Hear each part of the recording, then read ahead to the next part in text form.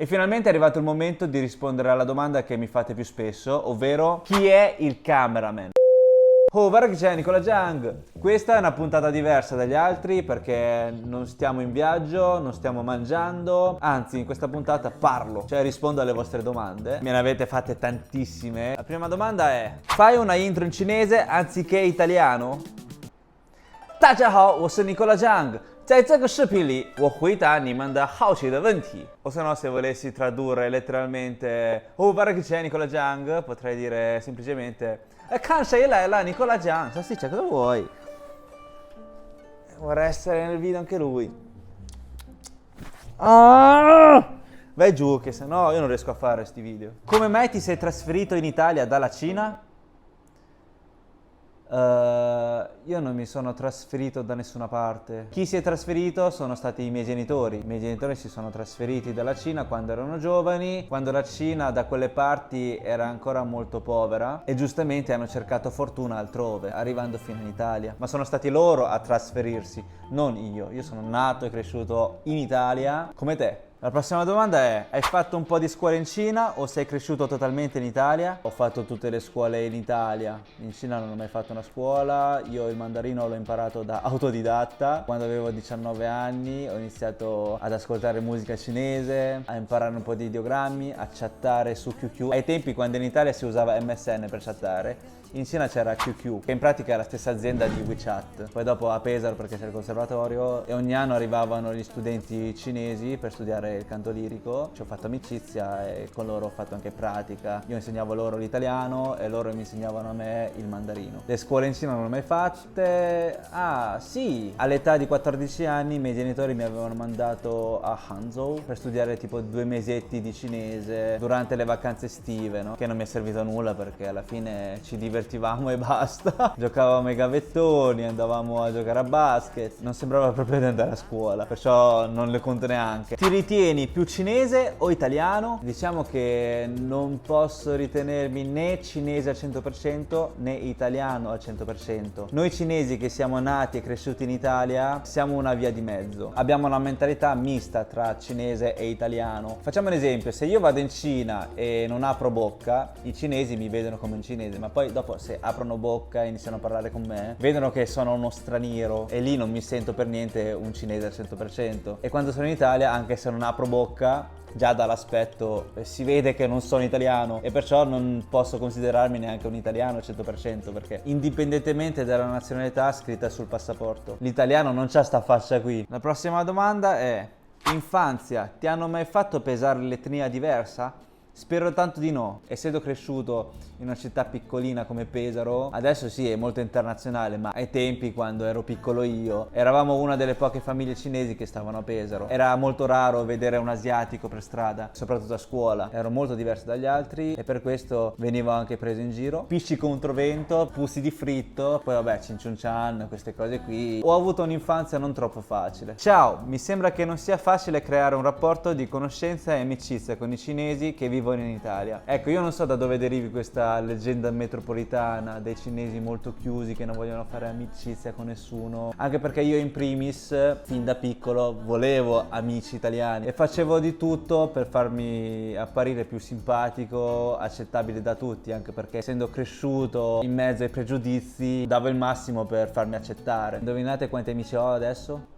Zero. Non basta solamente l'apertura da parte mia, ma anche dall'altra parte. Deve essere reciproca la cosa. Dove abiti attualmente? Adesso sono a Roma, in un appartamento trovato su Airbnb. Ero venuto qui per filmare quel contenuto precedente, no? Che abbiamo fatto la spesa nel supermercato più costoso d'Italia. Se non l'avete ancora visto potete andare a vederlo perché abbiamo speso un botto, ma è stato divertente. Adesso tornerò a casa e mangerò insalata da €1. Comunque solitamente quando sono in Italia abito a Pesaro, cioè la città da cui provengo, da cui sono cresciuto, ho fatto tutti gli studi lì, e quando sono in Cina sto a Pechino. Cina a Pechino, Italia a Pesaro. Da dove ti è nata questa passione per il cibo? La passione per il cibo l'ho sempre avuta fin dalla nascita. Adoro mangiare, adoro provare tutto il cibo del mondo e come ben sapete io sono cresciuto mangiando nei ristoranti cinesi dei miei e perciò la cucina cinese per gli italiani la conosco perfettamente, anche perché mio padre è uno chef chef straordinario, faceva dei piatti veramente buonissimi, infatti è stato un peccato che l'abbiano chiuso, che è stato un ristorante veramente storico, uno dei primi di Pesaro, no, anzi il primo di Pesaro, che si chiamava Pechino, non so, provate a chiedere ai vostri genitori, ai vostri nonni se si ricordano di questo ristorante, che era uno dei migliori in zona. Ok,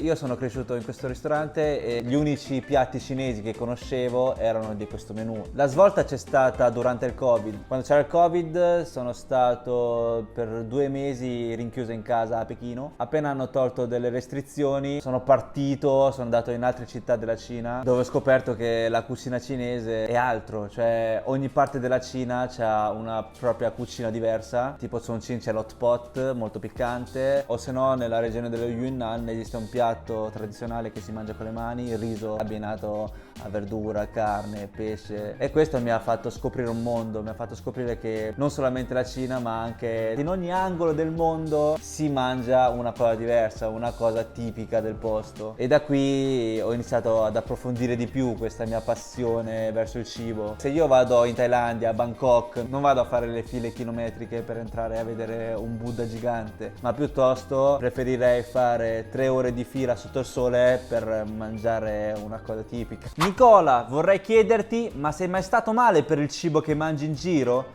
Ricordo una volta le cozze. Se ti riferisci a quella volta in Thailandia, in quel mercato galleggiante, mi sa che non erano proprio le cozze, ma penso erano i granchi. Ricordate che c'erano quei granchi già sgusciati, pronti al consumo, no? Già dal primo boccone c'avevo un dubbio, perché solitamente i granchi hanno il sapore un pochino dolce, no? La polpa del granchio è un pochino dolce, ma il granchio che abbiamo mangiato l'altra volta erano innacquati, insipidi, senza sapore. Sicuramente erano andati a male, l'hanno sciacquato con l'acqua e così non si percepiva l'andato a male, e poi in più c'erano delle salse d'abbinamento, lo immergevi in una salsa e ti mangiavi sto granchio insalsato. Un'altra volta che sono stato male è stato a Chongqing in Cina, è la patria del piccante, non esiste un cibo non piccante, e stavo male proprio di stomaco, perché non essendo abituato al mangiare troppo piccante, al troppo olioso, è facile che stai male di stomaco. Poi un'altra volta che sono stato male è stato in Italia, più esattamente a Bari. Non so se vi ricordate quel video di qualche anno fa in cui abbiamo fatto la colazione davvero barese, avevo speso 15 euro per un piatto di crudo, c'erano le cozze, le ostriche, il polpo, i ricci di mare, che poi la si doveva abbinare a una peroni, e dopo aver mangiato questo crudo sono stato male per un'intera settimana, alla pari di quello che è successo in Thailandia. Le gambe molto deboli, ero senza forze, non lo auguro a nessuno. Ti piace cucinare? Qual è il tuo piatto forte? In realtà sì, a me piace molto cucinare, solamente che non riesco a trovare il tempo, perché cucinare mi porta via tantissimo tempo, e perciò io al limite mi preparo un'insalata, mangio un panino, anche perché ogni giorno ho un botto di roba da fare, e perciò non riesco a dedicarmi nel cucinarmi una cosa per bene. Solamente che a volte, se trovo del tempo, mi piace sperimentare, specialmente quando ritorno tipo da un viaggio. Quando sono tornato a casa dalla Corea del Sud, che mi è piaciuto un sacco il pollo fritto, ho cercato su internet la ricetta di come fare e l'ho fatto veramente meraviglioso, buonissimo. Prossimo è il piatto più strano in Cina. La Cina è grande, è ancora tutta da scoprire. Di piatti strani, proprio strani cinesi, ne esistono parecchi. In particolar modo ce ne sono 3 che vorrei elencare, e se avrò l'occasione di mangiarli, li mangerò e farò anche il contenuto. Il primo si chiama Niu Pie Huoguo, che è un hot pot preparato con l'erba rimasta nello stomaco della mucca, che ancora non è stato digerito, non è ancora arrivato all'intestino, perciò non è ancora diventata cacca. Un hot pot preparato con la pre-cacca della mucca, ok? Il secondo piatto si chiama Liang Pan Zhu Xue, che è un piatto freddo a base di sangue di maiale. Chiappano sto sangue di maiale fresco, lo fanno diventare una gelatina e poi lo condiscono con altri ingredienti e lo si mangia da crudo. L'ultimo piatto, questo qui è veramente stranoforte, si chiama Hongzi Miao Ji Dang, che sarebbero le uova che è stata cotta, bollita all'interno della pipì del bambino. Sicuramente conoscerete tutti l'uovo al tè, cioè l'uovo che è stato bollito all'interno del tè, è un po' salato e ha il sapore di tè, è molto buono. E c'è quest'altra versione che non è stata bollita con il tè, ma con la pipì del bambino, che ha tra i 6 e gli 8 anni. Dicono che fa bene alla salute, toglie il calore dal corpo, toglie lo yang dal corpo. Che schifo, raga. Sono 3 piatti che che nemmeno i cinesi stessi accettano di mangiare, cioè anche per loro è una cosa abbastanza disgustosa, ma anche questo fa parte della cultura cinese. Passiamo alla prossima. Ma come fai a non ingrassare con tutto quello che mangi? Oh, questa è una domanda che mi fate molto spesso. In realtà io ingrasso, dimagrisco. Infatti, come avrete visto nei contenuti del nord-est della Cina, ero abbastanza tondino, anche perché era inverno e poi da quelle parti si mangia moltissimo il carboidrato. D'inverno se hai freddo tendi più a mangiare per mantenerti al caldo e per quello lì ero abbastanza cicciottino. Poi in altri video, come gli ultimi che abbiamo fatto, sono più magro. Nella mia classifica delle cose più importanti metto al primo posto la salute e poi il denaro, perché senza la salute buona cosa ci fai col denaro? Se vedo che sono un pochino in sovrappeso inizio a mangiare di meno, inizio a fare un pochino di più l'attività fisica e dimagrisco. Nei video voi vedete che mangio moltissimo, è vero, non è che mangio poco, però fuori dallo schermo voi non mi vedete. Quando sono a casa a Pesaro a cena mangio sempre l'insalata con un po' di sale, olio e aceto, evito i carboidrati di sera. Mi devo mantenere in forma per quando ripartirò a fare nuovi contenuti. Lì poi dopo mi do la pazza gioia, mi sfondo di cibo, no? Perché come avrete intuito adoro mangiare. La prossima domanda è quasi simile. Ogni quanto fai gli esami? Mangi davvero molto spesso e molto dolci. Io cerco di fare gli esami una volta all'anno perché più avanzi di età più devi tenere sotto controllo la tua salute, perciò sì, cerco di fare gli esami possibilmente una volta ogni anno. E per quanto riguarda i dolci li mangio una volta ogni tanto, tipo quando sono davanti allo schermo e faccio vedere una vasta varietà di dolci, me li pappo tutti, ma non è che lo faccio ogni giorno. E poi io avendo dei denti sensibili non potrei mangiare veramente quei tanti dolci perché mi farebbe malissimo, un dolore che mi arriva fino alla testa. Prossima domanda: ci fai vedere le donne nude? No. E finalmente è arrivato il momento di rispondere alla domanda che mi fate più spesso, ovvero chi è il cameraman? Il cameraman è quello che sta dietro alla telecamera.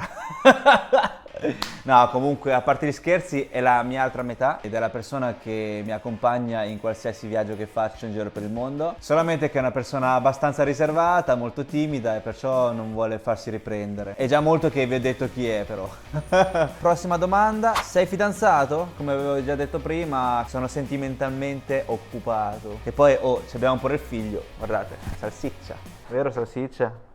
Cosa facevi prima di buttarti sui social? Allora, io ho fatto un botto di lavori prima dei social. I miei ai tempi avevano un ristorante cinese a Pesaro, che adesso non esiste più, ormai da una decina d'anni. E io da quando ero piccolo davo un aiutino ai miei genitori al ristorante. Perciò lavoravo già da quando ero bambino. Poi crescendo, dopo le superiori, ho voluto staccare e andarmene via da Pesaro perché avevo una vita abbastanza monotona e volevo un po' cambiare aria. Ho vissuto a Roma, a Firenze, a Rimini. Non mi piace sempre restare nello stesso posto e vivere sempre la stessa vita. Questo mi ha portato anche a cambiare molti lavori. Ho fatto il cameriere al ristorante giapponese, ho fatto il commesso in quei negozi giganti cinesi dove trovate di tutto e di più. Poi a Pesaro abbiamo aperto anche un negozio di abbigliamento, sono stato lì per un paio di anni e poi basta. Poi ho lavorato nella logistica, poi ho lavorato anche per un'azienda che acquistava tipo i rifiuti dall'Italia e li mandava in Cina. Ah, giusto, ho fatto pure l'insegnante. In pratica facevo da insegnante di italiano madrelingua in Cina. Ho fatto parecchi lavori, ma questi lavori non mi hanno dato alcun soldo, nel senso che non so perché c'è questa cultura dei cinesi in Italia. In pratica i miei volevano la metà del mio stipendio. Io tipo al ristorante giapponese prendevo 600 euro al mese e i miei genitori pretendevano la metà e perciò alla fine non avevo tantissimi ricavi. Poi ho lavorato anche per il negozio di abbigliamento che hanno aperto i miei, anche lì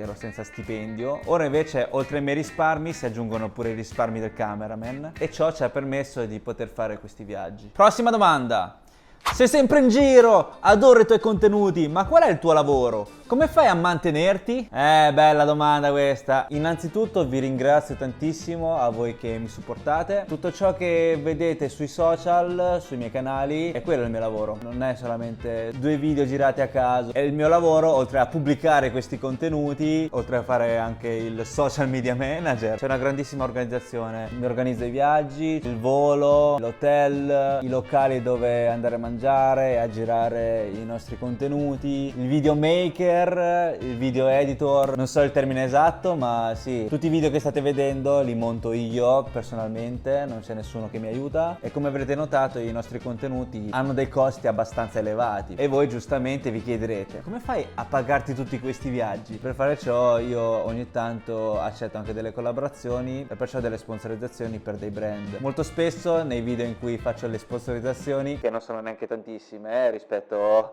agli altri creator, fanno: anche te ti sei venduto? Ormai sei diventato come gli altri, non ti seguo più, chi è che mi copre le spese per tutti questi viaggi? Sicuramente non te che fai commenti del genere. Che città consiglieresti per un primo viaggio in Cina? Come primo approccio in Cina consiglierei di visitare le città più conosciute cinesi, ovvero Pechino, Shanghai, Xi'an e Chongqing. Consiglio vivamente queste 4 città per far conoscere un pochino i vari aspetti della Cina in generale, perché la Cina, come ben sapete, è immensa. La considero come un continente perché è veramente veramente grande. Potete trovare il mare, le montagne, il deserto, la pianura, l'altopiano dell'Os. In Cina esiste qualsiasi paesaggio, e poi in Cina sono state conosciute ufficialmente ben 56 minoranze etniche, compresa l'etnia Han, che è l'etnia più vasta. Pechino perché è il centro governativo, no? La capitale della Cina, e perciò non trovate tutti i palazzoni, grattacieli, diversamente da Shanghai che è un centro economico, infatti è strapieno di grattacieli, molto futuristica come città. Xi'an è un'altra città molto storica, famosa anche per il loro esercito di terracotta, ma è stata anche la capitale per diverse dinastie, importantissima dal punto di vista storico, no? Culturale della Cina. Xi'an è famosissima anche per il cibo, infatti non c'è nessuna persona che è stata delusa dal punto di vista gastronomico, che poi tra l'altro ultimamente è strapieno di turisti italiani lì, E Chongqing, a mio parere, è una città che tocca assolutamente visitare per far vedere che in Cina esistono anche queste città molto particolari. Chongqing è chiamata anche la città in 8D perché è veramente una città costruita in alto. Magari pensate di essere al piano terra, poi ti accorgi di essere al 60° piano di un altro palazzo. Però la sconsiglio per chi non adora mangiare il piccante, perché lì si mangia veramente piccante. Poi la Cina è veramente grande, ci sono tantissimi altri posti che vale la pena visitare, ma consiglio di visitarli in una seconda volta. Prossima domanda è: preferisci Shanghai o Beijing? Beijing sarebbe Pechino, per chi non lo sapesse. A Shanghai non manca nulla, è molto moderna, futuristica, tecnologica, grattacieli, è anche molto internazionale e giovanile come città. È la capitale economica della Cina, come Milano sta per l'Italia. E invece Pechino è la capitale della Cina ed è anche il centro storico della Cina, no? La gente va a Pechino più che altro per vedere la città proibita, la grande muraglia, il Tempio del Cielo, questi posti molto storici. Anche lì non manca quasi nulla, solamente che non è avanti come Shanghai. Tipo i brand più famosi del mondo iniziano ad aprire i locali a Shanghai e poi vedono se va bene lì, aprono anche a Pechino, ma se non va bene lì a Pechino manco lo aprono più. Alla fine è come Milano-Roma, no? Tipo Starbucks ha aperto prima a Milano e poi a Roma. Però se preferisci Shanghai o Pechino, direi decisamente Pechino. E poi c'ho la fortuna che ho i parenti lì, perciò la conosco meglio, no? È come la mia seconda casa. È meglio vivere in Cina o in Italia? Beh, dipende da come vuoi vivere te. Se vuoi vivere nel comfort, nel trovare tutto, nel divertirti, spendendo anche poco, puoi vivere in Cina. Se invece vuoi vivere nel sano, cioè mettere la salute al primo posto, vivere in un ambiente pulito, senza inquinamento, mangiare prodotti sani che non nuociono alla salute, ti consiglio di vivere in Italia. Anche perché in Cina sugli alimenti non ci sono tutti quei controlli come ci sono in Italia. Cioè in Italia sono molto rigidi e perciò dal punto di vista sano l'Italia la metto al primo posto in tutto il mondo. Allora, prossima domanda. Ciao Nick, ci diresti secondo te i pro e i contro della Cina? Qui c'è una lista veramente lunga, sia dei pro che i contro. Come pro, la prima cosa che mi viene in mente è la sicurezza. La Cina è veramente un paese sicuro, dove la microcriminalità non esiste. Cioè esiste, però la percentuale è veramente veramente bassa. Puoi girare tranquillamente di notte, molte ragazze hanno paura di girare per strada in Italia di sera. E in Cina è diverso, potete tranquillamente girare dappertutto in qualsiasi orario della giornata senza essere inseguiti o opportunati da qualcuno. Altre cose pro della Cina è che è tutto molto comodo, anche molto economico. Tipo se vi viene fame anche di notte fonda, uscite e trovate un convenience store aperto dove potete gustarvi il vostro ramen istantaneo o onigiri al tonno. Anche dal punto di di vista del food delivery, del corriere, che sono molto veloci, e poi la Cina, come voi sapete, tutti i prodotti, cellulari, le scarpe, i vestiti, l'abbigliamento, le borse, elettrodomestici, televisione, tutto ormai è made in China, e la Cina, essendo il maggior produttore al mondo, basta che andate su Taobao e trovate di tutto e di più. Non c'è una cosa che non riuscite a trovare. Taobao è tipo l'equivalente di Alibaba, AliExpress, trovate tutto a basso costo, la spedizione la maggior parte dei casi è anche gratuita, perciò si vive nella comodità. Poi anche il portafoglio non si usa più, per pagare in qualsiasi locale o ristorante basta scansionare il codice QR. Poi contro della Cina, anche qui ci sono tante cose, e la prima che mi viene in mente è il in pratica, se venite in Cina sicuramente vedrete dei signori e delle signore che sputano per terra dei surracchioni così, e a me fa schifo sta cosa. È un aspetto che si trova molto spesso in Cina, specialmente la gente più adulta, perché anche ai giovani non è che piace moltissimo questa cosa. Non è molto igienico. E un altro aspetto contro della Cina potrebbe essere il saltare la fila. Potrebbe capitare molto spesso che mentre fai tipo una fila da mezz'ora ti arriva davanti un altro gruppo di persone, magari una famiglia, e non è molto piacevole. Se sei introverso ti tieni tutto dentro e stai zitto e li fai fare. Se invece sei estroverso inizi a litigare e ti tieni il posto. Un altro aspetto che ho contro della Cina è che in Cina non ci sono tutti quei controlli rigidi come in Italia sugli alimentari. Questa mancanza di controlli sugli alimenti a me non piace. Cioè, chissà quante schifezze mi ingerisco a mia insaputa. Cos'è che in Cina costa davvero tanto in più rispetto all'Italia? Io sapevo che gli affitti sono alti. Vabbè, la prima cosa che mi viene in mente sono i prodotti che provengono dall'estero, cioè i prodotti importati. Il caffè, la cioccolata, il formaggio, no, la mozzarella, costano molto di più rispetto all'Italia. Non sono prodotti primari come potrebbe essere in Italia. Tipo in Italia una persona normalmente beve 3 caffè al giorno, e perciò il caffè non può essere a costi elevati. Quanto costerà un caffè espresso? 1,20 €? In Cina invece un caffè espresso costerà 30 RMB, che sono circa 4 euro, 5 euro. In Italia è più un'abitudine, una cosa che si consuma ogni giorno, mentre in Cina è più uno sfizio, perciò costa di più. Più che altro vendono il posto a sedere, perché se andate in Cina vedete le caffetterie che sono belle comode, c'è l'attacco elettrico, c'è la poltrona e ci puoi stare tutta la giornata finché non chiudono. Puoi studiare, puoi lavorare al computer, puoi fare tutto. Mentre in Italia è molto alla svelta, cioè ti bevi il caffettino, se ci resti più di un'ora il barista viene lì e ti chiede subito: vuoi qualcos'altro? Sei a posto così? Tu capisci già che ti vuole via. E per quanto riguarda gli affitti, la Cina, come in Italia, più vuoi vivere al centro dove stai molto comodo anche per spostarti in città con i vari mezzi di trasporto, e più l'affitto si alza, no? Tipo l'affitto in centro a Pechino potrebbe costare come un affitto in centro a Roma. Se vai un pochino più fuori potresti trovare dei prezzi veramente bassi. Cioè, in Cina i costi elevati sono veramente elevati, ma se i costi sono bassi sono veramente bassi. Io tipo conosco una persona che abita a Shijiazhuan, che è una città abbastanza vicina da Pechino. Ci arrivi in un'oretta col treno veloce, e lì sta persona abita in centro città in un bilocale con un bagno e una cucina e paga 200 euro d'affitto. 200 euro al mese, come se fosse gratis, dai. Oh, qui in Italia dov'è che lo trovi 200 euro? Neanche una camera costerebbe così poco. E l'immobile che costa? Se vuoi comprare casa, non affittare, i costi sono veramente alle stelle. Ciao Nico, lì non c'è la cultura dell'aperitivo?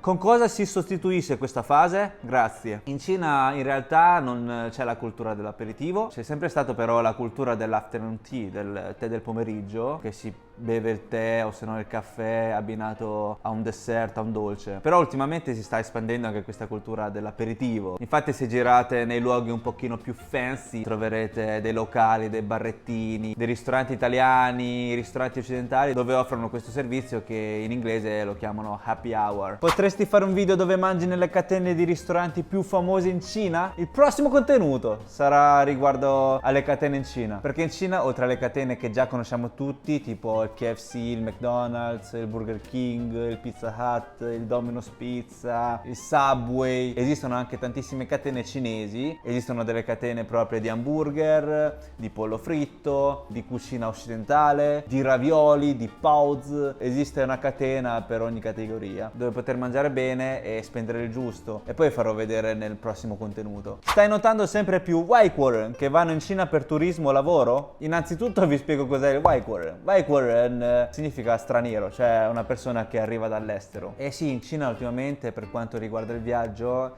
è strapienissimo di turisti stranieri, e il motivo principale è che la Cina ha permesso a tantissimi paesi di non dover fare il visto per poter visitare la Cina, con un massimo di 30 giorni di permanenza. È una cosa che ai tempi non esisteva, dovevano fare tutti il visto per entrare in Cina, e per fare il visto era una rottura di palle. Anche io, essendo cittadino italiano, fino a un annetto fa dovevo fare il visto per andare in Cina, e a Pesaro non c'è né il consolato né l'ambasciata cinese, perciò ogni volta dovevo andare o a Firenze o a Milano o a Roma per fare sto visto, ed erano spese. Il visto di per sé costava una sessantina d'euro se lo facevi direttamente in ambasciata o in consolato. Poi dopo hanno messo delle regole ed era obbligatorio fare tramite un'agenzia che si trovava sempre in queste città molto vicino ai consolati. Costava un pelino di più, cioè spendevi 90 euro circa, incluso il servizio. A parte questi costi c'avevo il costo del viaggio, andata e ritorno, e adesso invece posso andare in Cina tranquillamente senza fare il visto, senza fare tutte queste cose pallose, no? E forse anche per colpa del visto che molte persone non conoscono la Cina, cioè la Cina è molto sconosciuta agli occhi del mondo. Si preferiva andare in altri paesi tipo Giappone o Corea del Sud o Vietnam, Thailandia e in altri posti dell'Asia anziché in Cina. E per quanto riguarda il lavoro invece per lo straniero è abbastanza difficile. Lì non è che puoi decidere da un momento all'altro di cercare un lavoro part time, trovare in affitto un monolocale e vivere lì, no? Non è possibile, perché sarebbe tutto in nero. O c'è un'azienda molto importante che ti invita, ti mantiene questo visto lavorativo per poter lavorare in Cina, o sei un diplomatico, lavori per il consolato. O un altro modo per vivere in Cina potrei consigliarvi di sposare un cinese o una cinese, non ci sono altri modi. Perché non scrivi un libro con tutti i tuoi viaggi? In realtà ho ricevuto moltissime proposte da diversi editori, solamente che non avevamo delle idee in comune. C'è chi mi chiedeva di fare un libro di cibi strani, insoliti, e di cibi strani, insoliti io ne ho mangiati, ma non così tanti da scriverci un libro. Però vi devo dire la verità, un libro lo sto già scrivendo, spero di farlo uscire entro quest'anno, sarà un libro fighissimo, seriamente. Infatti, come avrete visto, in questi ultimi mesi non sto caricando così molto spesso, appunto perché tra questo e quell'altro sono abbastanza impegnato, ecco. Oh raga, è giunta a termine pure la puntata di oggi. Spero di non avervi annoiato troppo e di avervi dato le risposte che volevate. Ci vediamo nel prossimo viaggio. Vabbè, ciao!